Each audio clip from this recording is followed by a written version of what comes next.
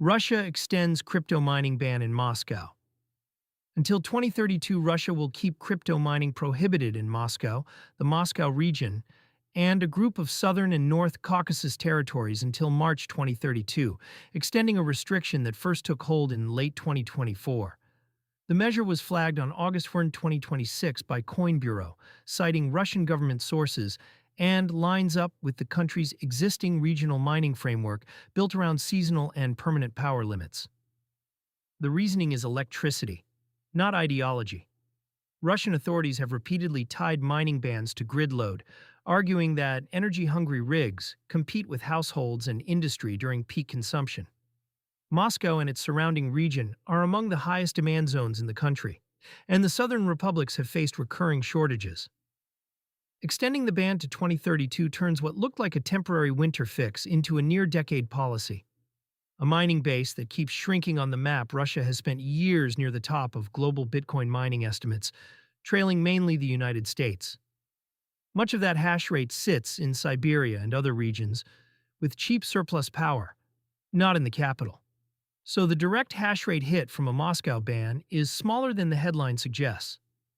The signal, though, is what matters.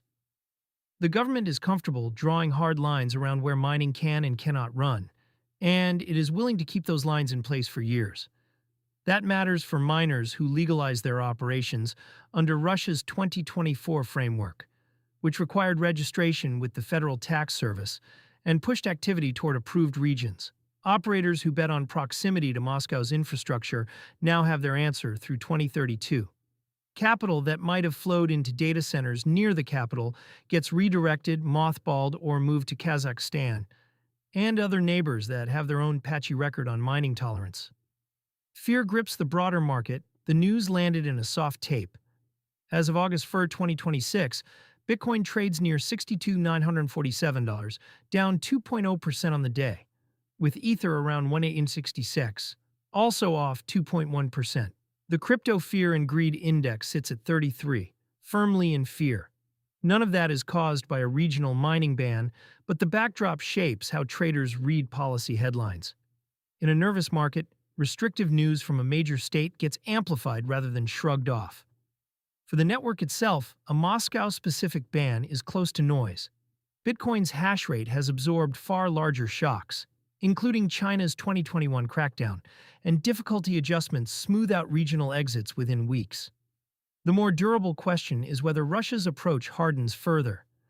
A government willing to freeze mining in its capital for 8 years could just as easily tighten rules on exchanges, custody, or cross-border transfers. Everyday crypto users feel it indirectly. Ordinary Russians are not mining Bitcoin in their Moscow apartments in meaningful numbers. So the ban does not change daily spending or saving habits by itself. The relevance is regulatory posture. Russia has kept domestic crypto payments heavily restricted while permitting some cross-border settlement for trade, and residents have leaned on stablecoins and offshore tools to move value. Anyone relying on stablecoin rails inside Russia already operates in a gray zone, and a mining ban extension is another reminder that the state prefers control over openness. Access to mainstream crypto cards remains constrained for Russian residents due to sanctions and issuer policy, which is why coverage of Russia on comparison sites carries heavy caveats. The mining decision does not reopen those doors, but it reinforces the direction of travel. Moscow wants crypto activity visible, registered, and confined to approved corners of the economy.